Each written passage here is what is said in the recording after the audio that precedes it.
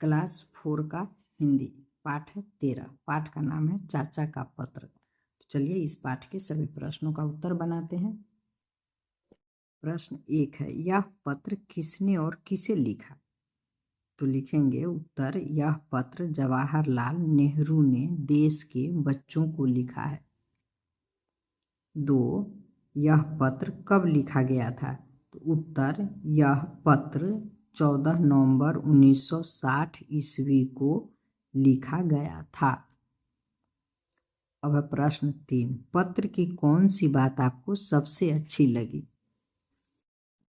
उत्तर, सबसे मिलजुल कर रहने तथा सहयोग से काम करने की बात मुझे सबसे अच्छी लगी। इससे विश्व बंधुत्व की भावना दृढ़ होगी और देश का विकास होगा। प्रश्न 4, जापान के बच्चों ने नेहरू जी से क्या मांगा था? उत्तर, जापान के बच्चों ने नेहरू जी से एक हाथी मांगा था। पता करके बताइए। 1, नेहरू जी का जन्म किस तारीख को हुआ था? तो लिखेंगे नेहरू जी का जन्म 14 नवंबर 1889 ईस्वी को हुआ था। 2, उनके जन्मदिन को किस नाम से जाना जाता है? उत्तर, उनके जन्मदिन को बाल दिवस के, इसमें जोड़ देंगे के नाम से जाना जाता है। अब है भाषा के रंग। पत्र में से ऐसे 3 शब्द खोजिए जो संज्ञा हो। तो बच्चा, गांधी जी, फूल। क्रिया हो, खेलना, देखना, पढ़ना। सर्वनाम हो, मुझे, तुम्हारे, मैं। विशेषण हो, ऊंची, महान, छोटा। प्रश्न 2 है, नीचे दिए गए वाक्यों को अपनी भाषा में बोलिए। मैं तुम्हारे साथ खेलना चाहता हूँ।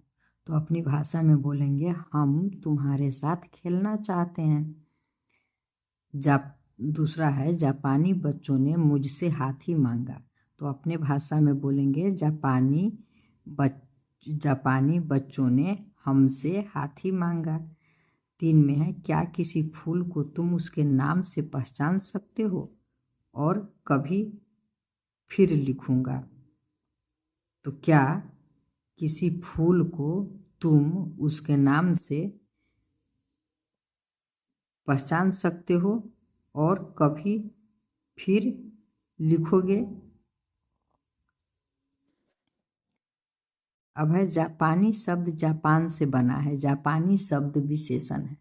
नीचे दिए गए इसी तरह आप भी इन शब्दों का विशेषण शब्द बनाइए। नेपाल, नेपाली। कश्मीर, कश्मीरी। बंगाल, बंगाली। मणिपुर, मणिपुरी। पंजाब, पंजाबी। चीन, चीनी।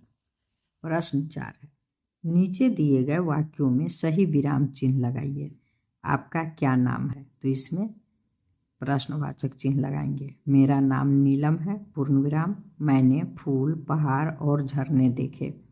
फिर पूर्ण विराम। सारे बच्चे कहाँ चले गए? तो यहाँ कहाँ है प्रश्नवाचक चिन्ह। आइए बैठिए। तो यहाँ विस्मयादि बोधक चिन्ह लगाएंगे।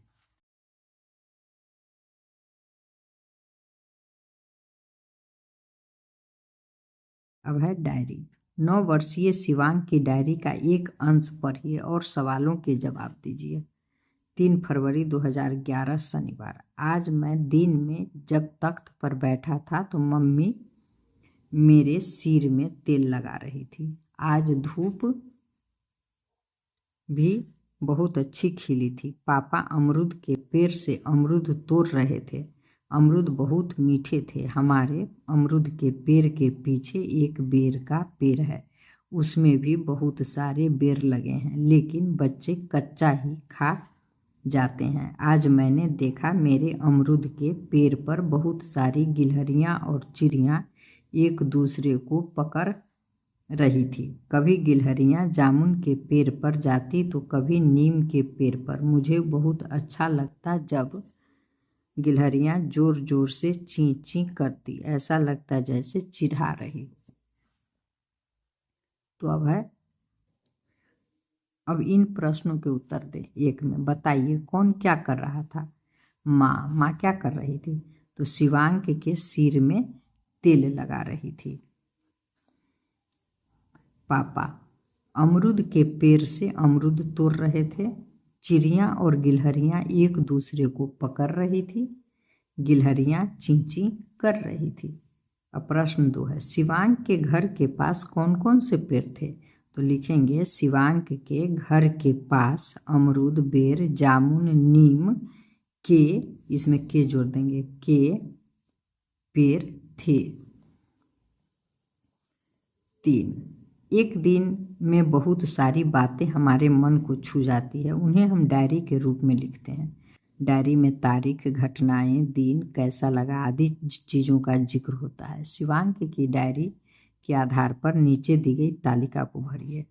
तारीख 3 फरवरी 2011, इसको यहाँ से लिखे हैं, देखिए 3 फरवरी 2011।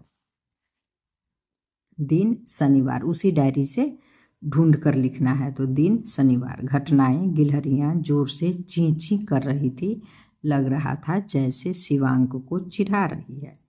कैसा लगा? तो बहुत अच्छा लगा। आप भी अपनी डायरी लिखने की कोशिश कीजिए। तो ये बच्चे खुद लिखेंगे। बस खत्म हो गया। धन्यवाद। फिर मिलेंगे अगले चैप्टर के साथ।